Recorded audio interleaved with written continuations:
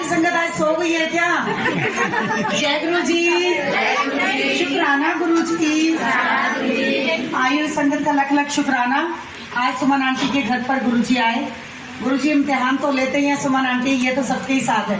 और गुरु जी ना वैसे 1 सेकंड में तैयार भी हो जाते हैं। हम जितनी भी लेट जाए ना, मगर गुरु जी अपना टाइम पहले से फिक्स करके बैठे होते हैं। अभी हम टैगोर गार्डन सत्संग में गए। पहले तो सारी संगत का लख लख शुक्राना, आज सुमन आंटी के घर पर आए। और गुरु जी का लख लख शुक्राना कि सारी संगत को बुलाकर उनको ब्लेस करने का। और मैं पूरी संगत को यही बोलूंगी, गुरु जी की संगत को, इतनी प्यारी संगत आई है। हम पहली बार आए हैं, सुमन आंटी की फ्रेंड्स है मगर इधर पहली बार ही आए हैं। आरती आंटी के घर पर आए थे, उसके बाद आज सत्संग में पहली बार आए हैं। वैसे तो आंटी से हम रोज ही मिलते हैं। और कोई भी सत्संग कराना चाहता है, ये ना देखे कि हमें बहुत बड़ा मतलब ये भी होना चाहिए वो भी होना चाहिए। गुरुजी कहते हैं खाली एक साफ सुथरे रुमाल पर भी मुझे बिठाओगे ना और बस मेरा वेलकम करोगे और संगत को एक चाय का ग्लास और 2 बिस्किट अगर वो दे के भी सत्संग आप कराना चाहो तो आप लोग करा सकते हैं। अब ये मत सोचो कि उन्होंने लंगर प्रसाद बनाया है, चाय प्रसाद बनाई है, इतना हम लोग नहीं कर सकते, क्योंकि गुरुजी ने बिल्कुल सिंपल सादा सत्संग कराने के लिए सभी संगत को बोला हुआ है। आप सब लोग करा सकते हैं। और जितने भी संगत और सेवादार आते हैं वो सब फ्री के, कोई पैसे नहीं लेता, ना दरबार सेवा की, ना रंगोली सेवा की, ना लंगर प्रसाद बनाने की। आप जैसे भी जैसा भाव रखो, जैसे गुरु जी को बुलाना चाहते हो आप सब लोग बुला सकते हो। सारी संगत से हाथ जोड़कर विनती है, जब जब आप अपने घर में गुरु जी को बुलाएंगे तब आपको देखना पीछे मुड़ने की जरूरत नहीं होगी। बिल्कुल पीछे मुड़ के देखोगे नहीं, आपके कैसे सारे काम हो जाने हैं आपको पता नहीं चलना। ये हकीकत है संगत जी, क्योंकि हम भी ऐसे सत्संगों में जाया करते थे और सुना करते थे। हम सोचते थे कि इतने बड़े गुरुजी और इतने पैसे वालों के शायद गुरुजी हैं, हम लोग इनके दरबार पे कैसे जाएंगे, ये हम उस टाइम डरते थे। और संगत जी ये सच्ची बात है, हमें यही लगता था कि लोग इतनी अच्छी अच्छी ड्रेस पहन के आते हैं, इतना लंगर प्रसाद, इतना बड़ा दरबार लगवाते हैं, तो हम लोग कैसे इनके दरबार पे जाएंगे। मगर ये हमारा जो सोचना था वो गलत था, क्योंकि गुरुजी तो छोटे से छोटे, क्योंकि हम उनकी प्यारी संगत है सारी। गुरुजी हमें प्यार करते हैं और हमें ब्लेस करने के लिए गुरुजी ने अपने दरबार पे हमेशा ही बुलाया है और हमेशा बुलाते रहे। मैं सारी संगत से हाथ जोड़ के विनती करूंगी, कोई भी अपने घर में सत्संग कराना चाहते हैं, कोई भी अपने मन में ऐसा विचार ना लेके आए कि हम इतना बड़ा सत्संग नहीं करा सकते, हम पालकी साहब नहीं लेके आ सकते। आप छोटा सा सत्संग भी करा सकते हैं, आप 8-10 जनों का भी सत्संग करा सकते हैं। कोई भी ऐसी संगत अपने मन में विचार ना लेके आए, क्योंकि पता नहीं क्यों आज गुरुजी मन में भाव डाल रहे थे कि किसी संगत को ऐसा ना लगे कि हम इतना बड़ा सत्संग ना करा के, हम छोटा तो करा ही सकते हैं ना। तो आप कोई भी 8-10 लोगों को बुलाकर भी सत्संग करा सकते हैं आंटी। और जो इस दरबार पर आया है, गुरुजी ने कहा है कि आज जो भी इस दरबार पे आएगा, जिसके घर भी आपको बुलावा आए, आप जरूर जाया करो सारे काम छोड़कर। क्योंकि हम देखो और भी काम सहेलियों के साथ, परिवार में, रिश्तेदारी में, बिरादरी में, समाज में, हर जगह जाते हैं, मगर एक सत्संग को हम लोग पीछे छोड़ देते हैं। ये गलत बात है। गुरुजी कहते हैं सारे काम को छोड़कर मेरे दरबार पे आया कर, फिर तेनू कुछ मंगन दी भी लोड़ नहीं, तेरी झोली में वैसे ही पा देना है बिना मांगे। कहते ना, बिन मांगे सब कुछ दिए जा रहे हो, कृपा पे कृपा तुम किए जा रहे हो, सवारा सदा भाग्य मेरा गुरुजी, करूं शुक्रिया कैसे तेरा गुरुजी। तो गुरुजी कहते हैं बस तुम आओ, मैं तो देने के लिए तैयार बैठा हूँ, मगर तुम लेने वाले तो बनो, झोली फैलाओ तो। मगर झोली फैलाने में भी हम टाइम मतलब नहीं निकालते। हम डॉक्टरों के पास जाना मंजूर करेंगे, मगर गुरुजी के यहाँ जाना मंजूर नहीं करते। मैं इतनी अच्छी मतलब इतनी सेवादार और इतनी संगत बनी है, आपको बुलाने के लिए, आपको गुरुजी ब्लेस करने के लिए बुला रहे हैं। आपको इतना मतलब चाय प्रसाद देते हैं, वो आपके शरीर की दवाई प्रसाद है। आपको जल प्रसाद देते हैं, आपके शरीर की दवाई प्रसाद है। आपको लंगर प्रसाद खिलाते हैं, वो आपके शरीर की दवाई प्रसाद है। आप ये ना सोचें सिर्फ हम लंगर ही खा के आए हैं, नहीं। गुरुजी ने आपको आपके शरीर के बीमारी के मुताबिक आपको वो लंगर प्रसाद दिया है। आप लोग बीच में जो छोड़ के चले जाते हैं, वो आज से एक ऐसी मन में धारणा कर ले कि उस लंगर प्रसाद को बीच में नहीं छोड़ना। हम लोग लंगर प्रसाद नहीं खा रहे हैं, हम कोई भंडारा नहीं खा रहे हैं, अब गुरुजी कहते हैं आपके शरीर की मैं दवाई दे रहा हूँ आपको ये पूरी खानी है। और ये जो शब्द वाणी है ना, आप ये सोचते होंगे कि गुरु दरबार पे गए और ये गुरबाणी चल रही है, इसका क्या मतलब होता है। गुरुजी कहते हैं ये जो मेरी शब्द वाणी है ना, बस आप यही सुनते रहे, क्योंकि आपको दवाइयों के नाम समझने की जरूरत नहीं है, क्योंकि आपको जो डॉक्टर ने लिख के दे दिया ना, जो हमारे गुरुजी ने आपको बुला लिया है दरबार पर और ये जो शब्द वाणी आपके लिए चलाई है, वो आपकी दवाई है, वो शब्द आपकी दवाई है।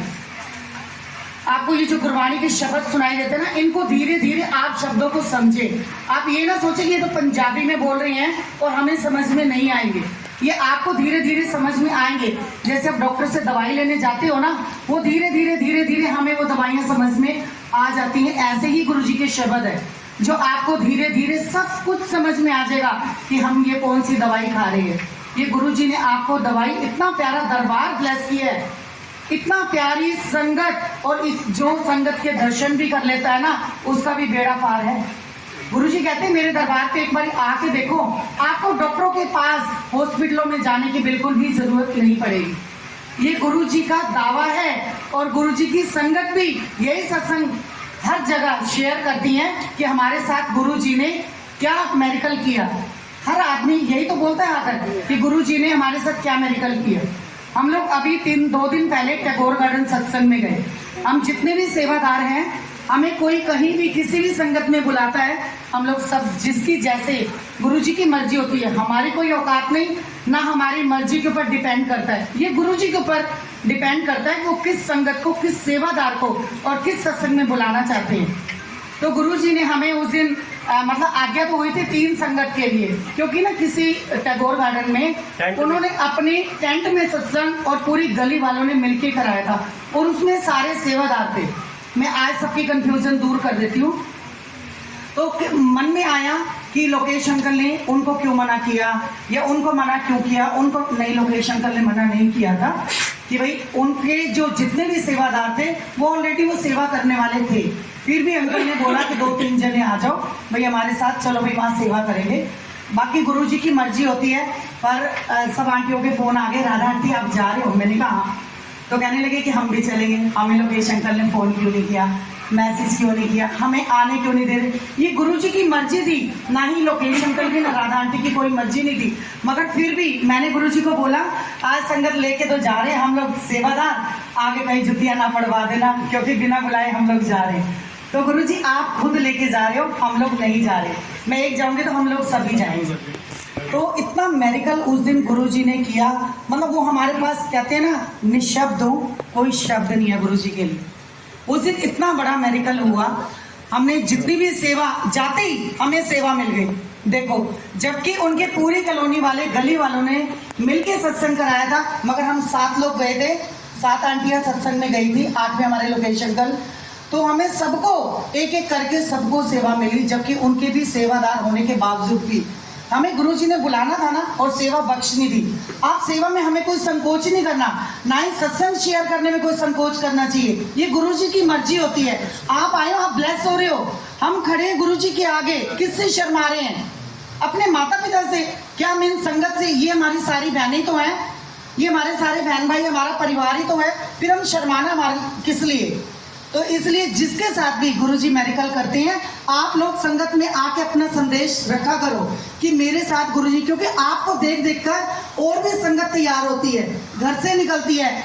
और इतने कोरोना टाइम में इतनी बीमारी होने के बावजूद भी लोग घर में बैठे हुए हैं, बीमार हैं, लाचार हैं, उनको कोई रास्ता नजर नहीं आ रहा। आप संगत मिलके एक एक अपने रिश्तेदार, अपने बहन भाई, अपने फ्रेंड सर्कल, अपने मोहल्ले, अपने पड़ोस से सबको एक एक करके संगत को तैयार करो कि जो भी बीमार है वो मेरे गुरुजी के दरबार में चले, क्योंकि गुरुजी के दरबार में हमें कुछ देना नहीं है, हमें वहां से सब कुछ लेना ही लेना है। तो इसलिए जितने भी लोग बीमार हैं, जितने लोगों के देखो किसी के माता पिता चले गए, किसी के बहन भाई चले गए, किसी के बच्चे चले गए, तो आप उनको समझाओ कि आप घर से बाहर निकलो। सुमन आंटी के घर में इतना प्यारा सत्संग होता है, गुरुजी आते हैं, आप लोग वहां पर पहुंचो, आप अपनी दवाई लेने आओ, हॉस्पिटल जाना छोड़ दो, जो दिमागी आपकी टेंशन है वो सारी छोड़कर आप लोग सत्संग में आओ। हम तो यही बोलेंगे, जितनी भी संगत अपने घर में लाचार बैठी वो सारी गुरु जी की प्यारी संगत है। हमें उनको उकसाना जरूरी है। एक एक बंदे को, एक एक संगत को अगर एक को जोड़ेगी ना, वो 1 से 1 11 होते हैं, ना कि 1 से 1 2। अगर आप एक को संगत को जोड़ते हो ना, वो कई संगत के साथ वो जाके बात करेगी कि मैं वहां गई, गुरुजी ने मेरे ये सब काम बना दिए। वो सच में बनाते हैं आंटी जी, वो सारे गुरुजी सबके काम बनाते हैं। कोई ऐसा काम नहीं कि आप दरबार पे आओ, आप अपनी अरदास लगाओ, वो आपकी अरदास पूरी ना करते, ऐसा तो पॉसिबल ही नहीं है।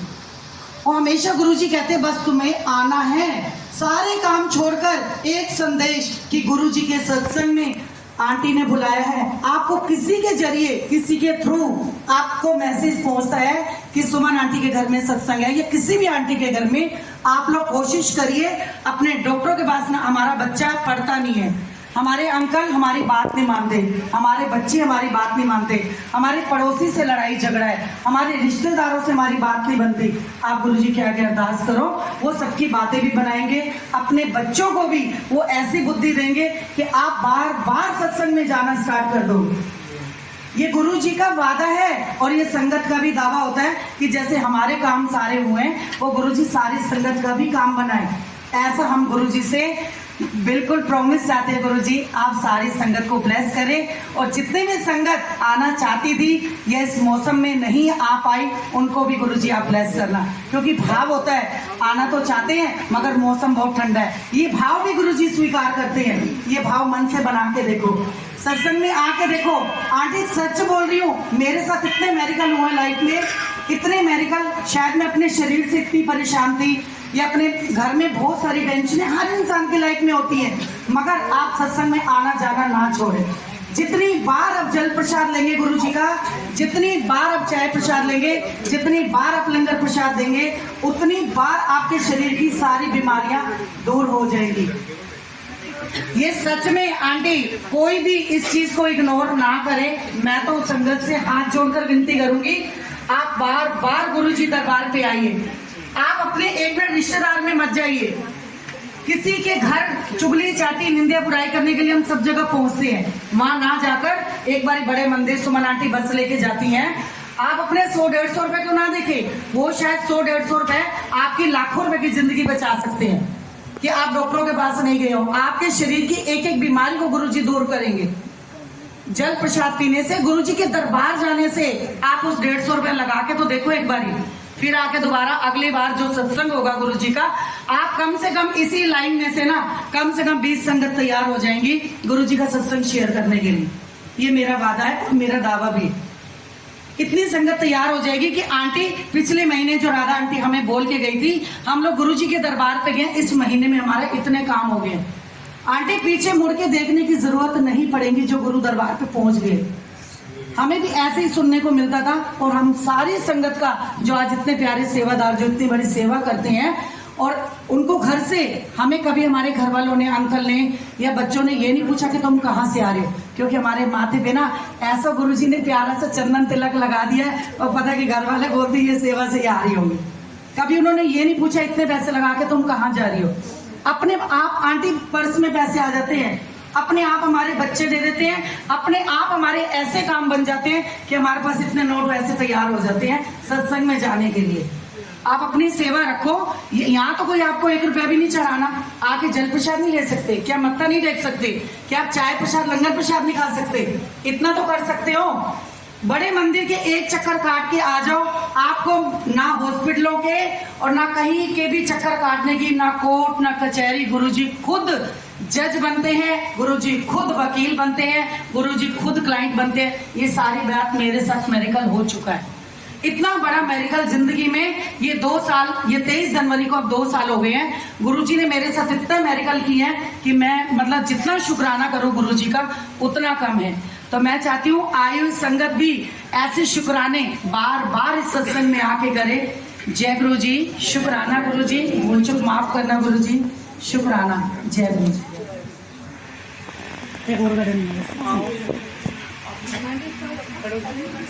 बता फोन आ रहे हैं, अरे फोन होने दिया। हाँ, मेरे को जाना था इसलिए। गुरु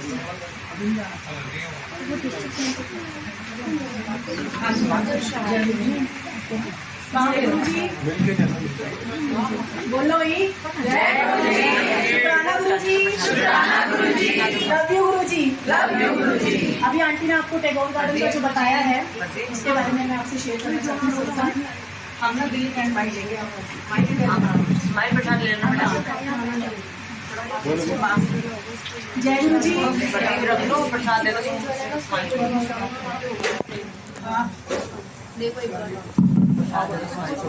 जय गुरु जी, शुक्राना गुरु जी। टैगोर गार्डन जैसे हम लोग पहुंचे, हमारी अभी आंटी ने बताया हमारी सेवा नीति सिर्फ 3 सेवादार को बुलाया था। बैठो तो सही चल। तो पता नहीं कैसे गुरु जी ने बुलाया, राधा आंटी ने कहा चलो जिसने चलना, हम लोग चले बैठे। हम लोग जैसे गए दरबार लगा होता, वहाँ पे बहुत सेवादार थे। बस मुझे गुरु जी की आवाज आई, गुरु जी ने मुझे बोला कि सब देनी आनी आज, और हम 7 आंटी ही गए। उसके बाद लंगर प्रसाद जो हमें सेवा की, हमने सारी सेवा करने के बाद हम प्रसाद खाने बैठे। एक बुजुर्ग अंकल बिल्कुल मेरे सामने बिल्कुल अपोजिट होकर बैठ गए। जैसे उनको प्रसाद दिया, मुझे प्रसाद दिया, मैं अपनी गलाई भी नहीं तोड़ पाई, वो गुरु जी का रूप थे। जय गुरु जी। वो गुरु जी का रूप थे, मेरा पूरी बॉडी मेरी वाइब्रेट हो गई थी। इतनी मैं आपको बता नहीं सकती मेरे साथ क्या हुआ है। सुमन आंटी को पता है, राधा आंटी, नीलम आंटी, मेरा रोना नहीं रुका वहाँ पे। ना मेरे से प्रसाद खाया, ना क्या, बस वो मेरे से बात करते रहे। उन्होंने लंका प्रसाद खाया, मैंने कहा फोड़ लेंगे, कह रहे हाँ 2 रोटी ले लूंगा, हाँ दाल ले लूंगा। और जैसे ही उन्होंने अपना प्रसाद खाना शुरू करा, मेरे से तो रोटी खाई, लंका प्रसाद खाया नहीं गया। इतने में उन्होंने बोला आज मैं 7 दिन के नाल लंका प्रसाद कर रहे हैं। बिल्कुल मैं आपको बता नहीं सकती, वो गुरु जी का रूप थे।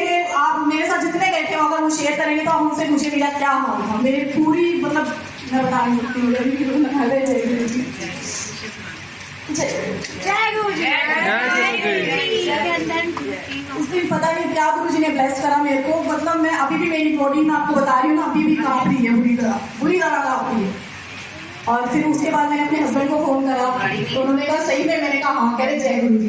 मैं घर में मेरे बच्चों को बताया, मेरा रोना रुका ही नहीं, बिल्कुल गुरु जी का रूप थे। उन्होंने बातें करी, उन्होंने कहा मैं 7 दिन के साथ लंगर प्रसाद कर रहा हूँ आज। और अभी 2 दिन पहले मुझे गुरु जी ने बोला था कि मैं एक सत्संग से मिलांगा, तेरे नाल लंगर प्रसाद करांगा, तू मैंने पहचान लिया। और मैंने उनको पहचान लिया। मेरे को सब कह रहे बहुत बड़ी बात थी, तूने पहचान लिया। मैं गलाई मुंह में नहीं डाल पाई, मेरी पूरी बॉडी कांपती। अंकल कह रहे क्या हुआ, सब कह रहे क्या हुआ। मैंने कहा पता नहीं, मैंने कहा राधा आंटी ने प्रसाद खाओ। मैं कहा नहीं खाया जा रहा, जब तक उन्होंने प्रसाद नहीं खाया मैं प्रसाद नहीं खाया। जय गुरु जी, लव यू गुरु जी। ऐसी मेरे साथ रहना गुरु जी, सारी संगत के साथ रहना, सबको ब्लेस करना गुरु जी। जय गुरु जी, शुक्राना गुरु जी। कुछ कहना चाहती हूँ। जय गुरु जी, शुक्राना गुरु जी।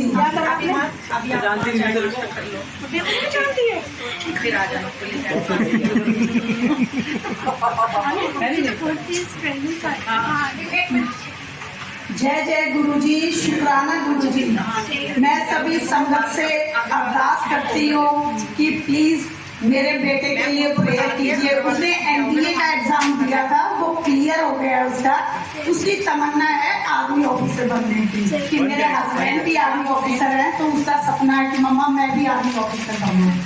तो अभी इस 4 तारीख को उसका SSB है। तो आज उसने स्पेशल मुझे कहा था कि मम्मी गुरु जी से अरदास करना कि मेरे SSB क्लियर हो जाए, और फिर मैं सत्संग करवाऊंगा घर पर।